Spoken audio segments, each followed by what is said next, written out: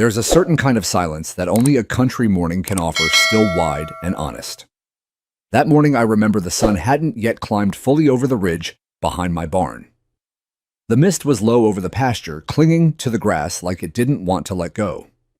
Birds chirped in a distant, measured rhythm, and my boots crunched softly on gravel as I made my way to check the water line near the north fence line. Just another morning on the farm. I'd lived here for 17 years. Before that, I served 22 in the Army infantry, then logistics, then I finally made it out.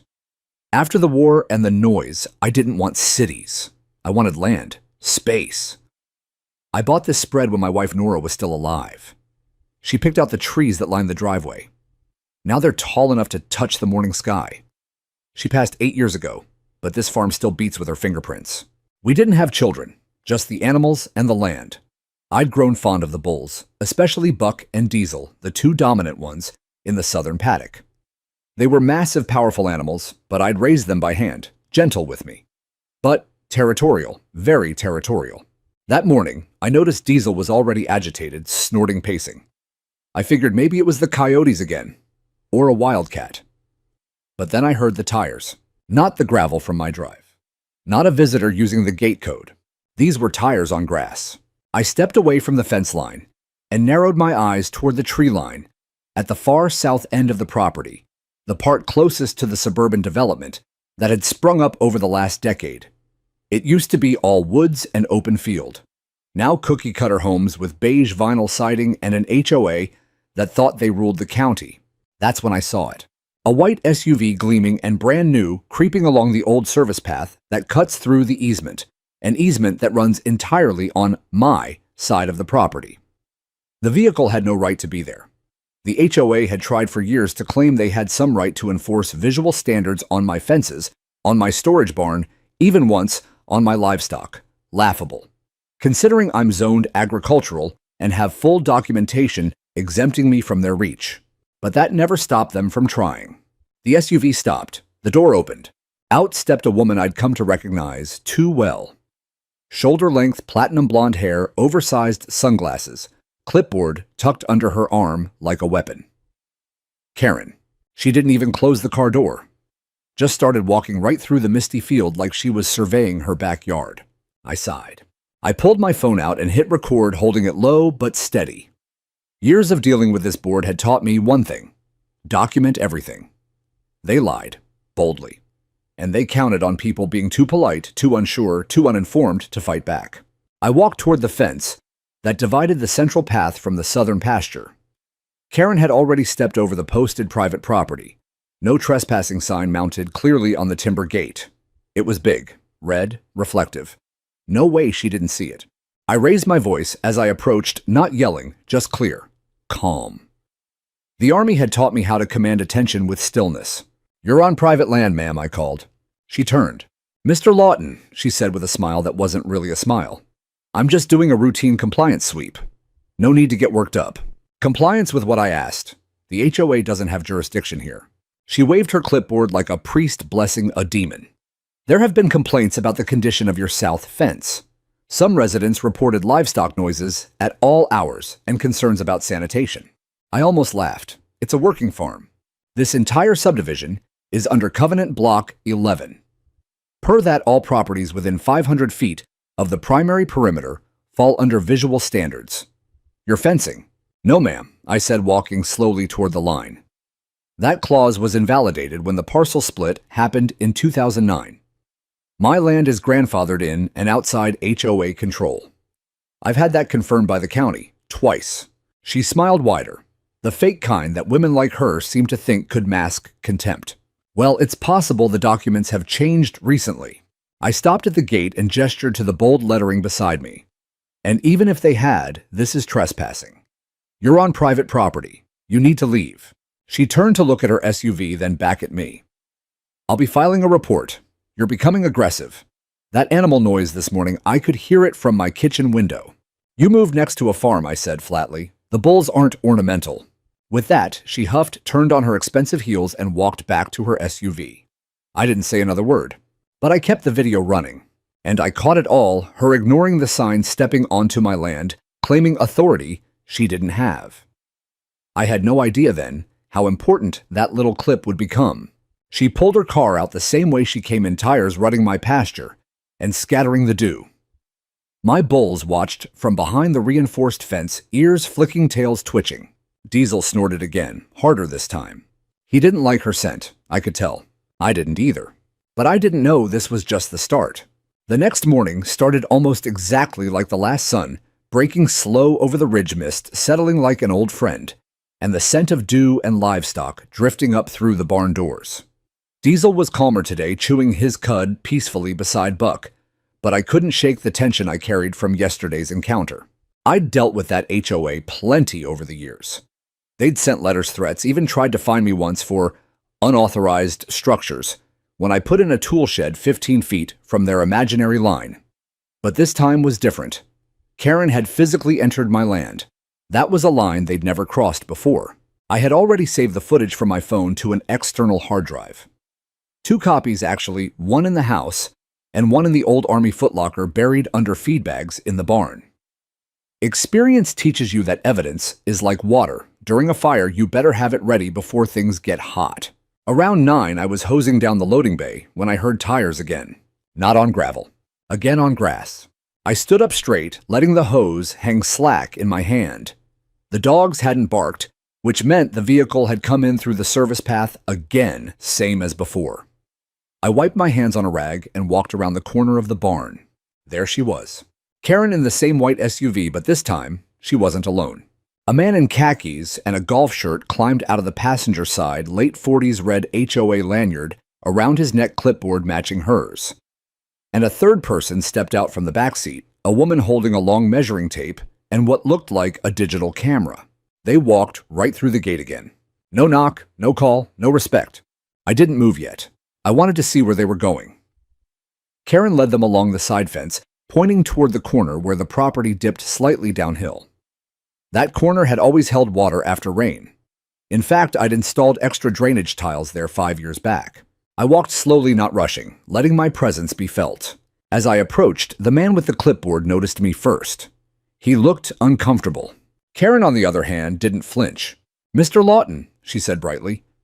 "Glad you're here. We're conducting a preliminary inspection of your fence perimeter. Several reports came in after our community walkabout last month. Concerns regarding structure visual degradation and potential impact on surrounding property values." I said nothing. The woman with the measuring tape stepped back a bit, clearly unsure whether to keep going. "You're trespassing," I said, voice steady. Karen blinked, tilted her head. Actually, she said, per the shared easement guidelines filed with the county under Article 7, Section B, we're allowed a 3-foot survey offset for safety compliance. I raised an eyebrow. That guideline applies to shared HOA green spaces, not private agricultural land exempt under Resolution 009-142. This is my property, entirely. And you're standing 10 feet inside the boundary, not 3. I could see the man with the clipboard shifting uneasily. "Karen," he said, "maybe we should verify the documents before. We have every right to ensure the neighborhood remains safe and compliant," she cut in sharply. Then she turned to me again. "If you have an issue with our presence, perhaps you should attend our open board meeting next Thursday." The invitation was sent. "I threw it in the burn barrel," I said. "Like every other notice you people send." Her nostrils flared, but she kept smiling. I pulled out my phone again. "I'm going to need all of you to leave. Immediately. You've been warned. I've got the footage from yesterday. This is your second violation." The woman with the measuring tape was already walking back to the SUV. The man hesitated, then followed. Karen stood her ground a few seconds longer, just long enough to glare at the bulls on the far side of the field, calm today, but watching. "What's the name of that one?" she asked, pointing toward Diesel. "The big one." "Diesel. Figures," she muttered. Then she turned and walked away. They backed the SUV out slower this time. I stood there until the taillights disappeared. By the time I got back to the barn, my hands were shaking. I wasn't scared, but I knew how these things escalated. Karen wasn't stupid, entitled, arrogant maybe, but not stupid. She was testing me, pushing bit by bit, waiting for me to crack or overreact. Then she'd have something to weaponize. That night, I looked up every document I had on file. County maps, HOA exemption letters, old correspondences with the zoning office. I even reached out to my lawyer friend from my Army days, Lou, who now worked in real estate law out of Tallahassee. Sent him the videos, asked for his take. His text came back just before midnight. She's in clear violation. You've got a solid case. Don't escalate. Just document everything. And if she crosses the line again, literally call the sheriff. Not local, go county. I stared at that last line. Not local. He was right. Our local precinct had always played softball with the HOA they donated to the same pancake breakfasts, sat on the same school boards. If it came down to it, I'd have to go higher, just like the old days. I shut off my phone and walked out onto the porch. The wind was picking up. Storm clouds forming over the ridge. The bulls were restless again. A low rumble of thunder echoed somewhere far off. I had a gut feeling Karen wasn't finished yet. The storm rolled in heavier than I'd expected. By morning, the sky hung low with a damp gray that pressed down on the barn roof and settled into my joints. Rain had turned the southern pasture into a shallow soup of mud and trampled grass, and even the bulls looked irritated, their snouts caked in wet earth, their massive bodies slick and restless. I made coffee and stood by the kitchen window staring out at the fence line like it owed me an explanation. Karen's visit yesterday had shaken something loose, not fear exactly. Just the bone-deep knowing that trouble was circling closer than before. I knew my boundaries, literally. The fence surrounding the property had been surveyed 3 times twice during purchase, and once again after the death of my wife, when I updated the land title in my name alone. Every post was right where it was supposed to be. I'd poured the concrete footings myself. My fence didn't sag, it didn't lean, and it damn sure didn't encroach on anybody else's land. But that never stopped people like Karen. To them, fence was never just a boundary, it was a challenge. Around 10 that morning, I headed down to the south line to inspect the paddock. I brought Buck and Diesel in early, worried they'd slip in the mud or take offense to a raccoon and charge the fence. They weren't predictable animals when the weather soured. Neither was Karen. I took my time walking the fence, checking each board, every wire. Everything was in order, no signs of rot. No warping, all within my property. The bulls had their own gate reinforced and double-latched, the fencing around it bolted into steel posts driven 4 feet deep. As I worked, I noticed movement on the other side of the property line, just beyond the trees where the subdivision began. A woman in yoga pants and a raincoat stood on her patio with her phone clearly recording me. I didn't wave. She didn't either. I'd seen her before, Mrs. Tillman, I think. Friend of Karen's, HOA board secretary, if I remembered correctly. The kind who wrote passive-aggressive newsletters about lawn heights and holiday decorations. I ignored her, but within the hour, the HOA's community app had lit up. My neighbor Jason, the one decent guy left over there, texted me a screenshot. Farmer with bulls is inspecting perimeter again last night. The animals were dangerously close to the shared fence. Concerned for pets and children. Below it, Karen's comment. Taking appropriate measures. If the situation persists, HOA will involve county animal control. Animal control. I nearly spit my coffee. They were calling my bulls a situation. I threw on my coat and headed back outside. This time I brought my drone. One of my quieter hobbies since retirement, nothing fancy but good enough to map the whole property and verify fence lines to within inches.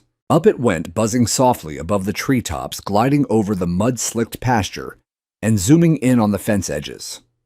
I recorded the footage directly to an SD card and flew it back after 20 minutes.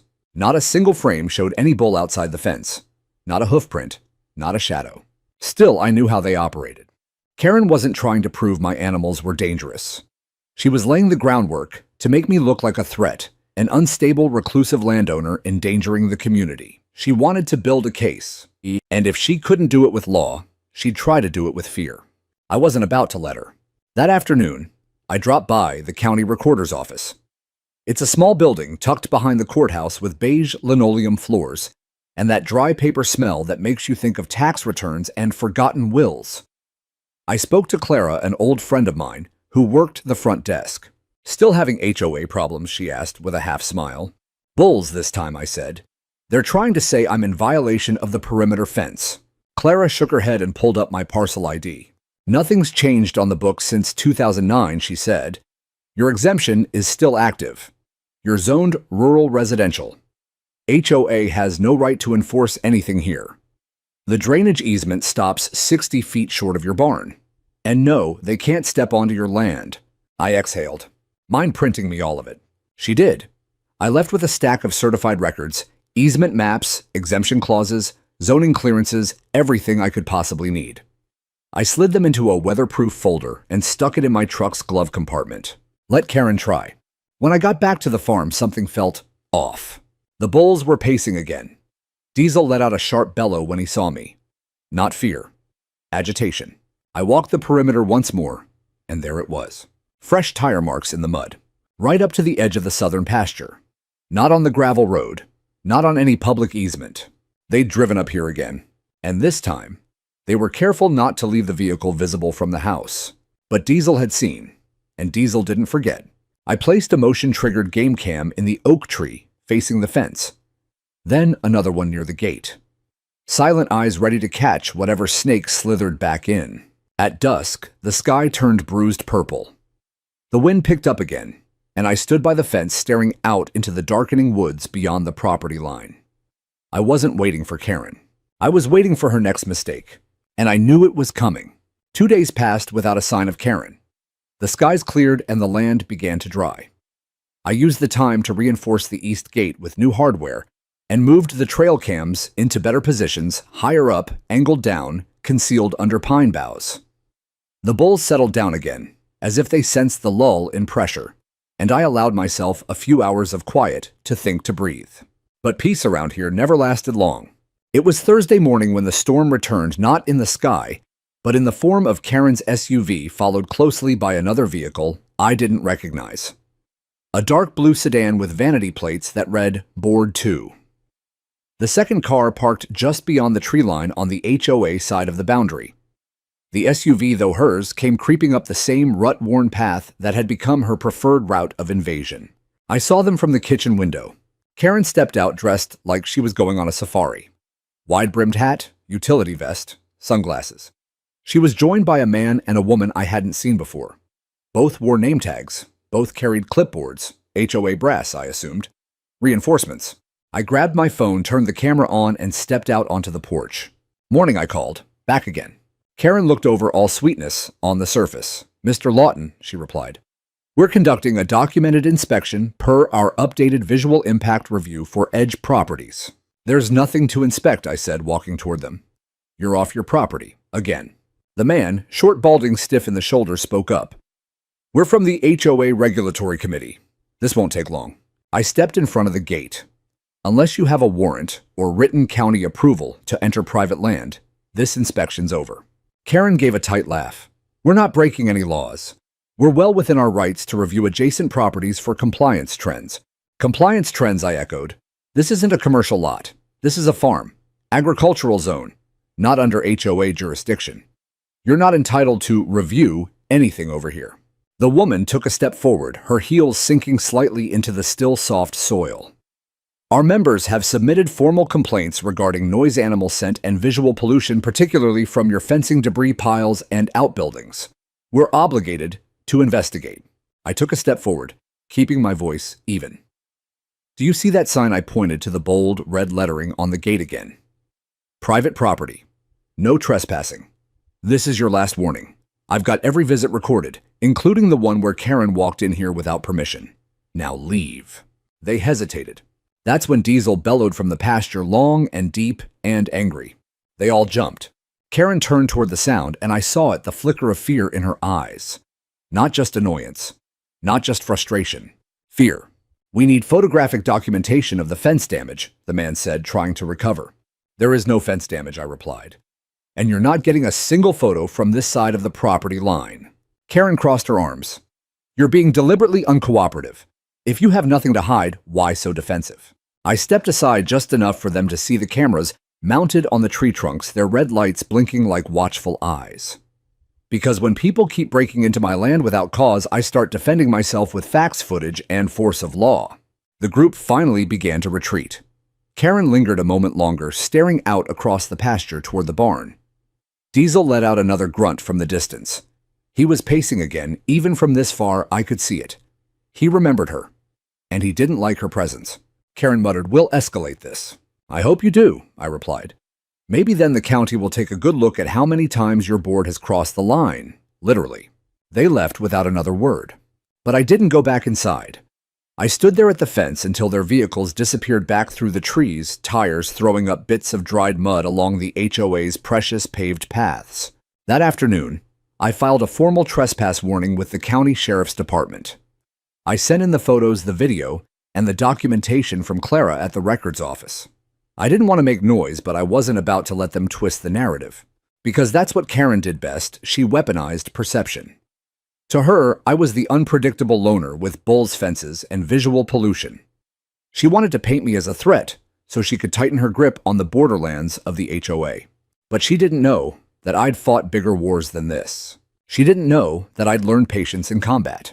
And she sure didn't know that Diesel had a memory like an elephant and a rage like a thunderclap. I spent the evening repairing one of the side gates, not because it was broken, but because it gave me something to do. I could feel the wind shifting. Not the weather, the story. Karen had brought backup today. That meant she was preparing something bigger. I just didn't know she'd step over the line again so soon. And next time, she wouldn't walk away with just a warning. The next morning, the air was sharp with tension, before the sun even lifted the haze off the pasture. Something about the quiet felt wrong. Not the peaceful kind, but the coiled stillness before a storm breaks. Even the birds seemed hesitant. I was in the barn by 6, finishing the morning feed, when Buck's deep bellow echoed off the ridge. It wasn't his usual call. It was a warning, short, loud, guttural. Diesel followed a second later, snorting so hard it sounded like a truck's exhaust. I stepped outside. At first, I didn't see anything. But then I heard it, the dull crunch of tires on soft gravel, moving slow, cautious. Then, just like before, the white SUV appeared at the bottom of the service road. Only this time, it didn't stop near the gate. It kept going. I froze. There was no hesitation, no clipboard, no camera. Karen had driven into the pasture road. She bypassed the main gate entirely and nudged her vehicle past the split rail section near the creek, an area I hadn't thought to barricade, because no sane person would ever try to drive through it.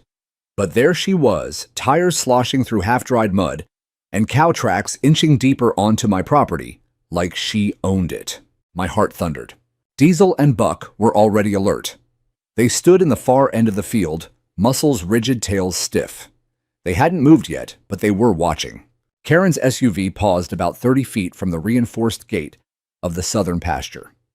The bulls were behind that fence for now. But I knew my animals. That gate had been latched earlier, but with the mud and last night's wind, sometimes it didn't set right.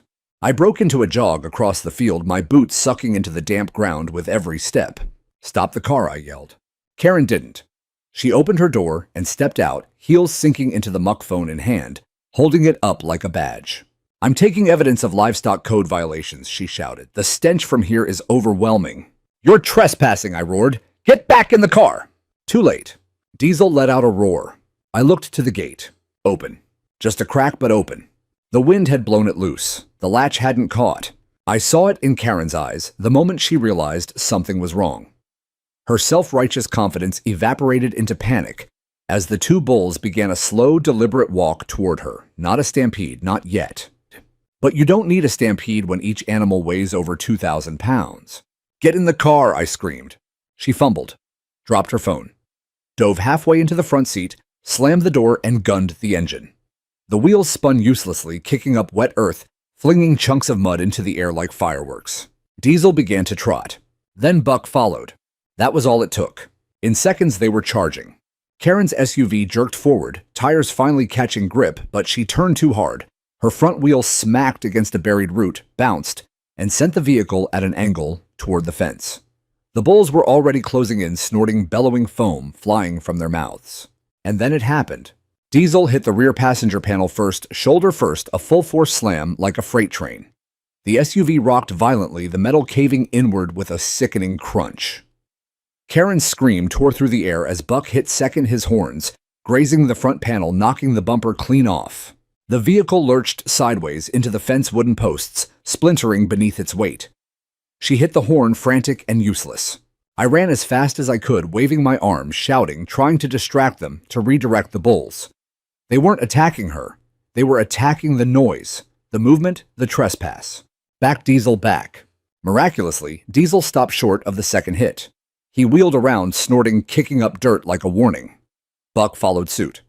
They both backed off, just barely, still puffed up, eyes wide but unwilling to cross the full line into carnage. Karen sat in the driver's seat, frozen. Her windshield was cracked. The side of the SUV looked like it had been mauled by giants. One of her mirrors dangled by a thread of plastic. She didn't even try to get out. I opened the back gate and slowly led the bulls into the adjacent paddock using a grain bucket and calm words. It took 5 minutes before I was sure they were settled. Then I walked back toward the wreckage. Karen finally opened her window a crack. You have monsters on your land," she hissed. "You drove into their pasture," I replied, voice low controlled. "There are 6 no trespassing signs between here and the last gate. I warned you." "You're going to pay for this," she snapped, fumbling for her phone, only to remember she'd dropped it outside in the mud. "I think your insurance will handle that," I said, "assuming they don't drop you for gross negligence." She screamed then, not words, just rage, and slammed her hand against the steering wheel. Her car horn blared like an alarm. I pulled out my phone and hit record. "This is private property," I said clearly. "You trespassed. I told you to leave. You crossed into a livestock area and you caused the damage." She shouted something about legal action, about animal control, about having me arrested.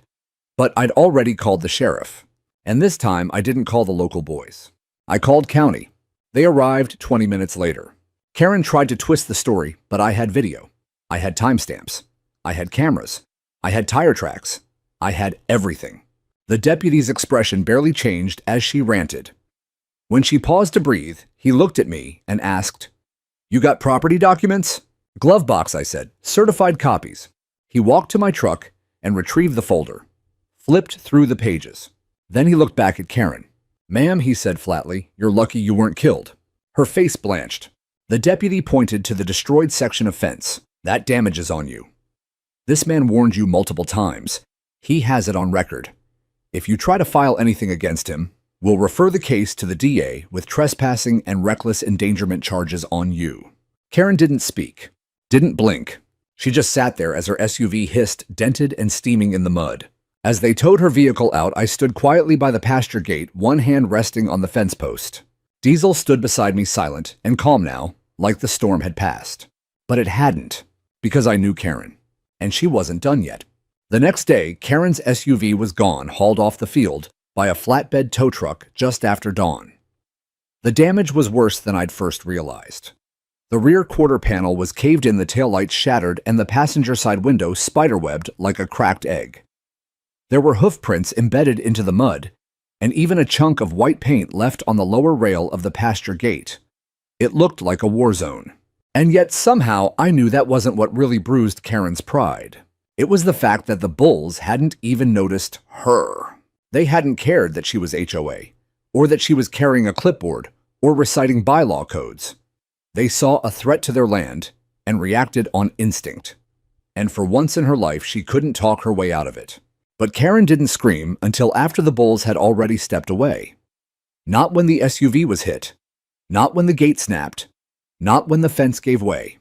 No.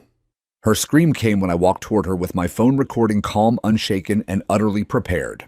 That scream was primal. Not from pain, but from humiliation. And humiliation, that's what made Karen dangerous. After the county deputy left, I stayed up late watching the footage again, frame by frame, making sure every moment was archived and backed up. The lighting was murky from the overcast skies, but it was clear enough. She drove past the gate through the field directly into livestock territory. I had 4 signs in frame. 4. Still, the silence from the HOA was deafening.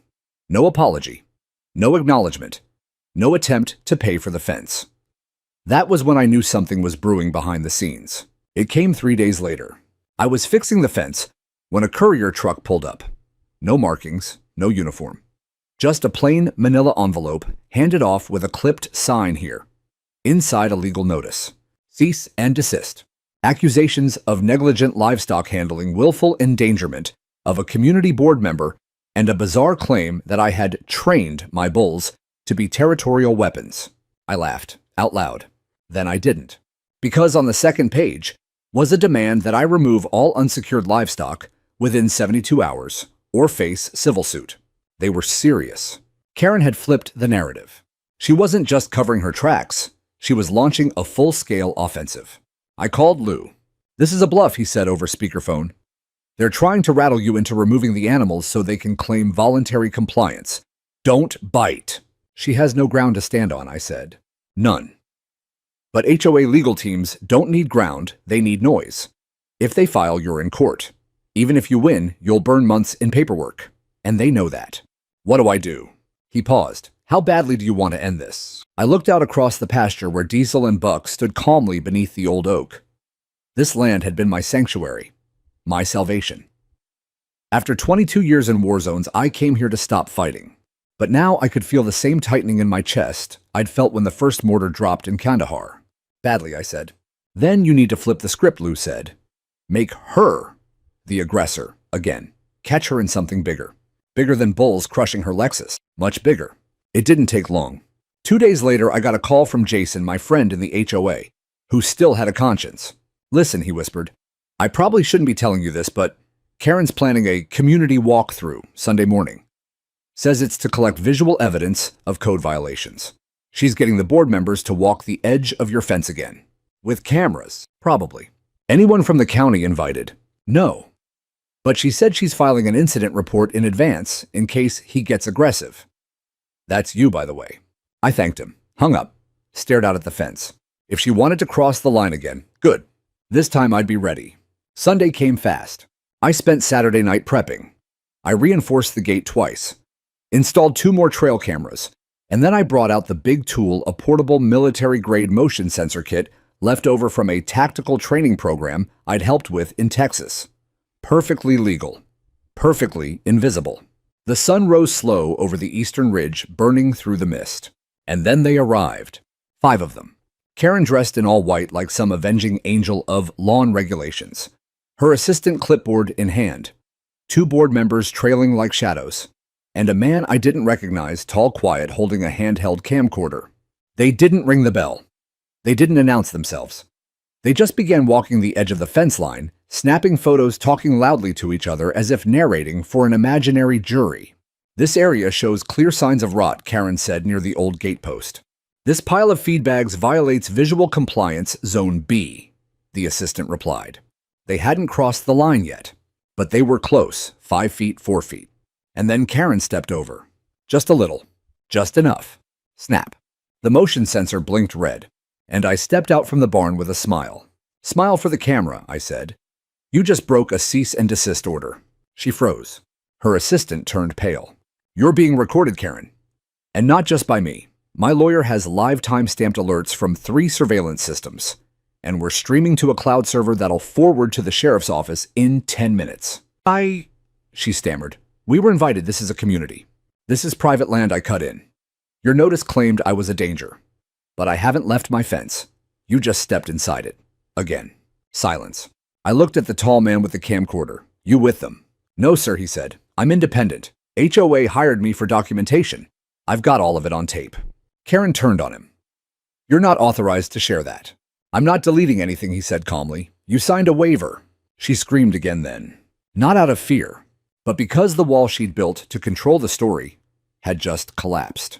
Karen was shaking. The scream still echoed in the trees behind her, bouncing off fence posts and branches like the final shriek of a crumbling ego.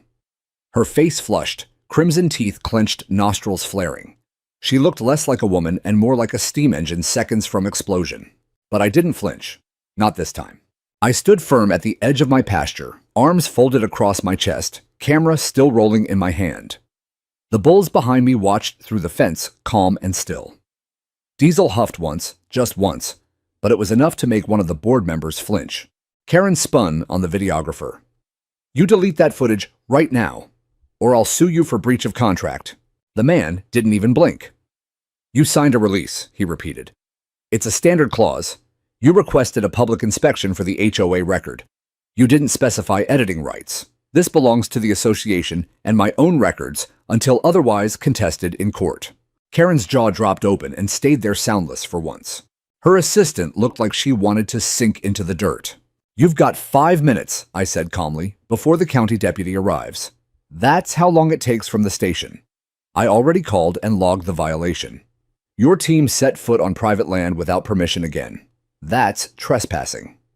And this time it's not a misunderstanding. One of the board members muttered something about calling their attorney. Please do, I said. I'll be waiting. Karen's eyes darted toward the gate. She looked ready to bolt. But just then, a set of tires crunched onto my front driveway, the kind of confident, weighty crunch that only a government-issued SUV can make. Lights on, decals clean and unmistakable. County Sheriff. Deputy Marks stepped out. I knew him well enough. Not a buddy, not someone I went fishing with, but the kind of man who respected land property lines and clear rules. He nodded at me first. Mr. Lawton, he said. Got your message. You say they crossed again. I stepped aside and gestured to the red blinking motion sensor still mounted under the pine limb. They stepped 6 feet onto my land at 9:12 a.m. I've got it on camera, with live motion sensor logs time-stamped by 2 cloud backups. The guy with the camera can confirm. The videographer gave a hesitant thumbs up. I'm not part of this. Deputy Marks turned to Karen. Ma'am, is that true? She straightened her back. We were conducting a necessary safety inspection in response to community concerns. Did you have permission to enter Mr. Lawton's property? We assumed. That's a no, the deputy interrupted. Karen looked like she'd swallowed a lemon. I've already submitted formal complaints, she snapped. This man has dangerous animals. He allows bulls to charge at visitors. He's trained them like weapons. I was nearly killed on this property. Deputy Marks turned to me. I pulled out my phone and tapped the screen. I've got footage of the SUV incident. She drove into a livestock pasture past 4 signs. She was never attacked. She spooked the animals, panicked, and crashed into the fence. I called that in too. I saw that report, the deputy nodded. And the body cam from that day supports your account. Insurance confirmed the car damage came from animal impact after. The vehicle entered the field. Karen shrieked. He's manipulating everything. That's when something inside me snapped, not in anger, but in certainty. I took 2 steps forward and looked her in the eye. You've stood on my land. You've lied about it. You filmed me, accused me, insulted my animals, tried to twist public perception, and now you're claiming I've turned bulls into weapons. You know what I have done, Karen. I've kept to myself. I've built my fences, paid my taxes. I've cared for this land every damn day since my wife passed, and you walked into my grief like it was your front yard. Everyone went quiet. Even the wind stilled. Deputy Marks cleared his throat. I'm going to recommend that the HOA cease all physical inspections involving Mr. Lawton's property immediately. Continued trespass will escalate to criminal charges. You've been warned enough. Karen tried to protest, but he raised a hand. I've got 5 witness statements from neighbors confirming your entrance. You're lucky Mr. Lawton's being civil. Anyone else would have pressed charges already. He turned to me. You want to file a formal incident report now, or wait until the city attorney opens Monday? Monday's fine, I said. Let them bury themselves a little deeper. Karen looked like she might cry or explode. Probably both. But she didn't say another word. The board members backed away like rats from a sinking ship, quietly murmuring about schedules and meetings. Even her assistant disappeared behind the others, eyes locked on the ground. The videographer nodded to me as he left. You handled that better than most. I didn't answer. I was too busy watching Karen. She climbed into her car and slammed the door so hard, I thought the glass would shatter again. As she reversed down my driveway, I caught one last look at her face, tight with rage, bitter with embarrassment, but behind it all, something else. Defeat. The next day, an official letter arrived from the HOA. A formal apology, signed by 3 board members, not including Karen. It included confirmation that all inspections involving my property were suspended indefinitely, and that the HOA recognized my exemption status per County Resolution 09-142. They even offered to contribute toward repairs on my southern fence. I didn't take the money, but I kept the letter. You never know when the wind might shift again. The morning after I received the HOA's formal letter, I sat on the porch with a thermos of black coffee watching the fog lift from the pasture like steam rising from a battle-scarred field. It was peaceful again, almost eerily so. Diesel and Buck were back to their lazy grazing tails, flicking massive forms, casting long shadows over the earth that had once rattled with Karen's SUV tires. But peace, I'd learned, was never permanent, especially not when you'd embarrassed someone like Karen. I had no doubt she was still working the angles behind closed doors, stirring whispers into strategy, hoping she could salvage her control without dirtying her hands again. That was her way. When brute force didn't work, she turned to politics, spin, influence. Unfortunately for her, I knew how to counter both. I called Lou that afternoon, told him everything: the letter, the silence, the offer to pay for the fence. They're retreating, he said. They'll keep their heads down for a while. But Karen, she won't stay buried. She's too proud. She's also too exposed, Lou replied. You've got footage of every violation. You've got timestamps, reports, neighbor witnesses, sheriff logs. Hell, you've got more documentation than most civil cases. So what do I do with it? I asked, already knowing the answer. You build a wall with it. Not a literal one, a legal one.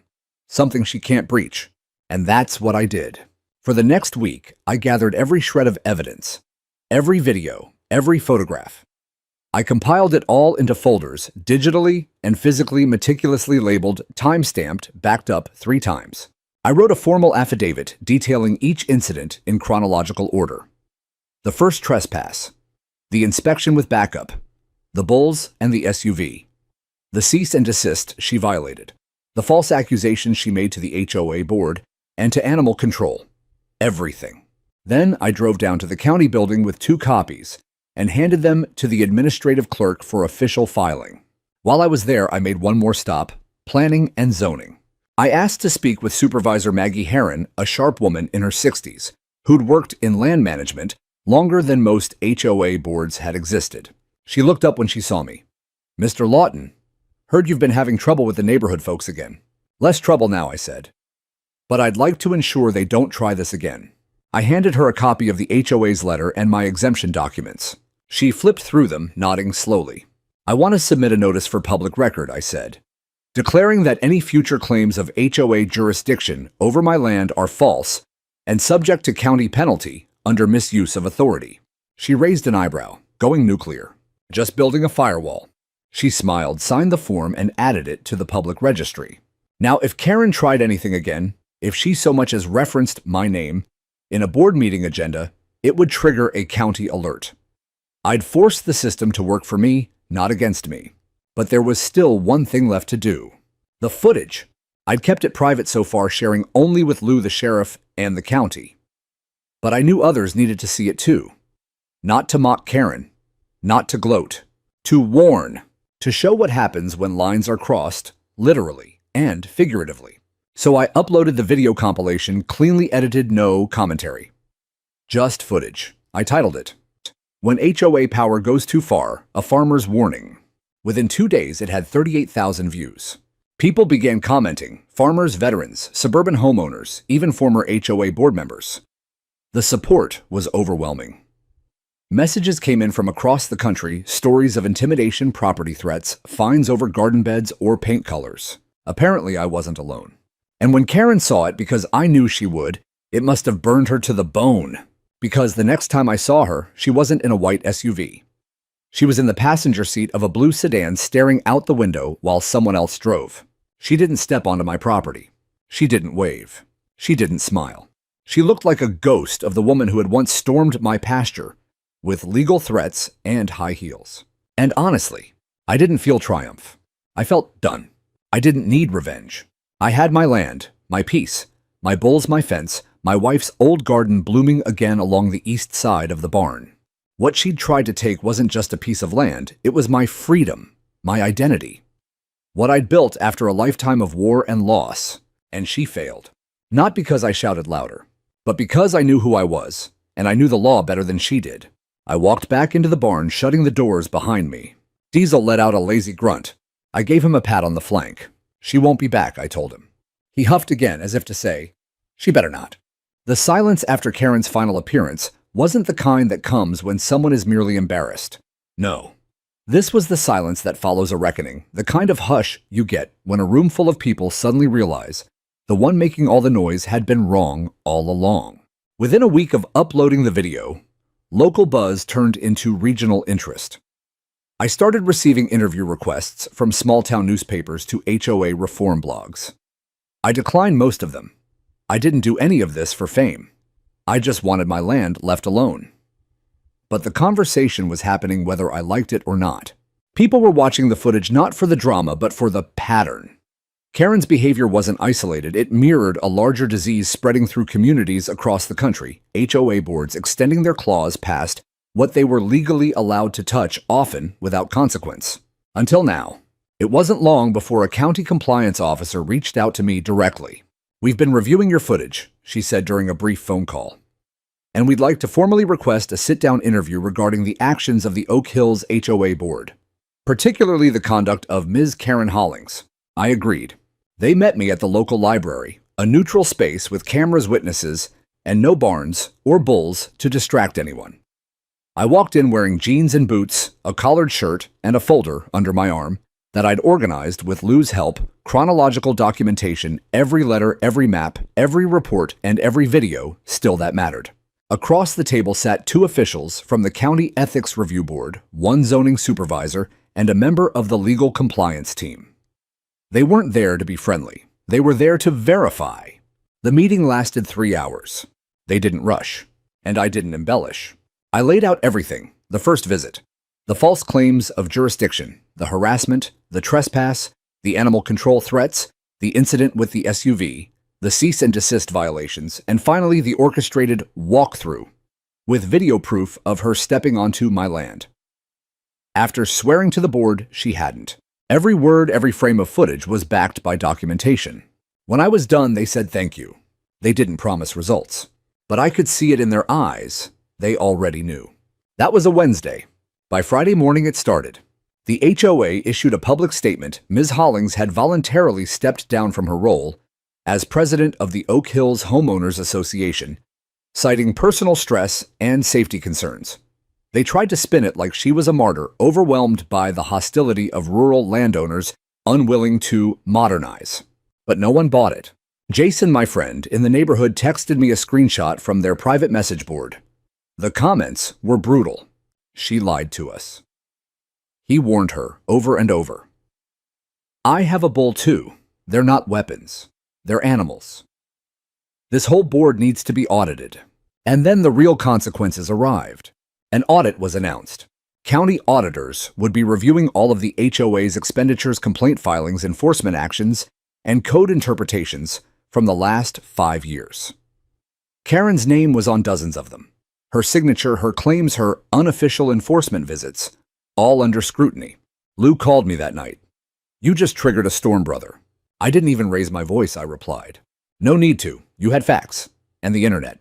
The next week, someone mailed me a copy of the HOA's internal minutes from an emergency meeting. A full page was blacked out, but one line stood out clear. "We can no longer afford to be represented by Ms. Hollings. Legal counsel advises immediate distance." I never saw Karen again.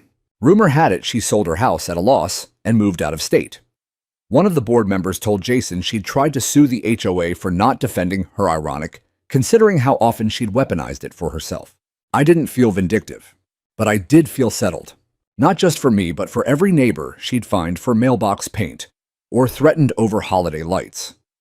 For the elderly couple she once forced to remove their hummingbird feeders because they attracted pests.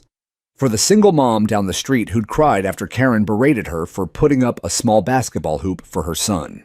I hadn't just defended my land. I'd pulled the curtain back on an entire pattern of abuse.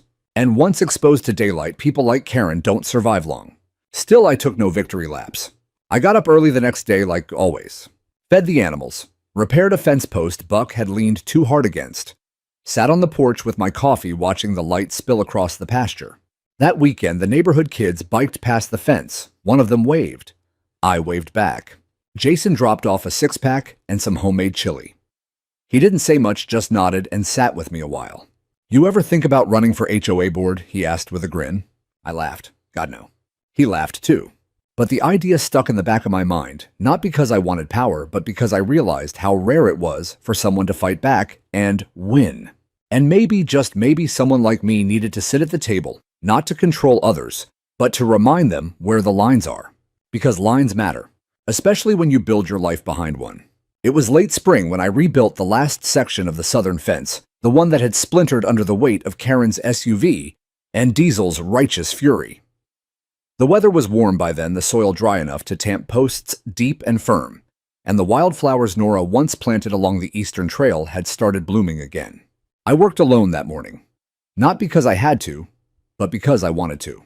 There's a certain poetry in rebuilding something that others tried to tear down. It's not about revenge or showing off, it's about reclaiming space. Not just physical space, but emotional space, mental space. The quiet that belongs to a man who's earned it. As I hammered in the last rail, Buck wandered over to the fence line and stood beside me, chewing slowly, watching. "You remember all of it, don't you?" I said to him, smiling. He blinked once and swatted a fly with his tail. Diesel followed not long after, calm as ever, and stood sentinel beside his brother. Their pasture was whole again, secure, just as it had been before all this nonsense started. But I wasn't the same. This land had always been my refuge. It saved me after the war, after losing Nora. It gave me purpose, rhythm, and roots when the rest of the world felt too loud and too shallow.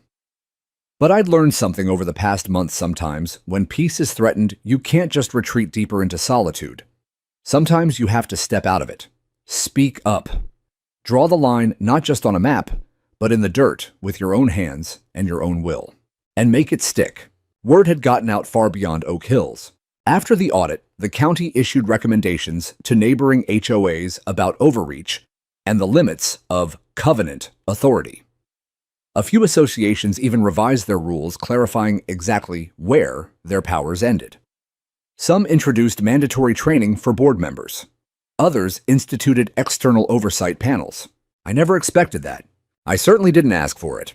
But maybe that's why it happened. Because I wasn't trying to burn anything down. I was just trying to hold the line. A few weeks later, I was invited to speak at a community town hall. At first, I laughed and said no. Me speaking in front of people. But Lou pushed me. Jason nudged me. Even Clara from the county office said it would help others understand what to do when they're bullied by those hiding behind rules. So I went. I stood at a podium in the community center under a flickering fluorescent light and told my story, not with anger, not with dramatics, just the truth. How Karen trespassed. How she twisted the law. How the system nearly worked in her favor until I documented everything, stayed calm, and used the law better than she did. And when I finished, a man in the back raised his hand. He was older than me, wore a faded Marine Corps hat, and had a tremble in his voice. "What would you say," he asked, "to someone who's tired, who doesn't think they've got the fight in them anymore?" I looked him in the eye. "I'd say you don't need to yell to be strong. You don't need to punch to make an impact. You just need to know where your lines are and never let anyone move them for you." He nodded. And for the first time in a long time, I felt something settle in my chest. That wasn't tension. It was peace. Real peace. The kind that doesn't come from being left alone, but from being heard. That summer, the town surprised me. They held a small dedication at the community fair. Nothing grand, just a sign painted in gold on black. In honor of Daniel Lawton for defending his land, his rights, and the dignity of rural life. I didn't cry. Not then. But when I got home and walked the edge of the pasture that evening with the sunset painting Diesel's back in gold, I felt my throat tighten. Because Nora would have been proud. She always told me, "You're not just building a farm, you're building a legacy." I thought that meant rows of corn or cattle records, or a barn that didn't leak. Turns out, legacy is just the story people tell when you're not in the room. And now my story was out there. Not as a warning, not even as a victory lap, but as proof that no matter how small or quiet a person might seem, if you stand for what's yours, if you defend it with principle and patience, you can outlast any storm, even one named Karen.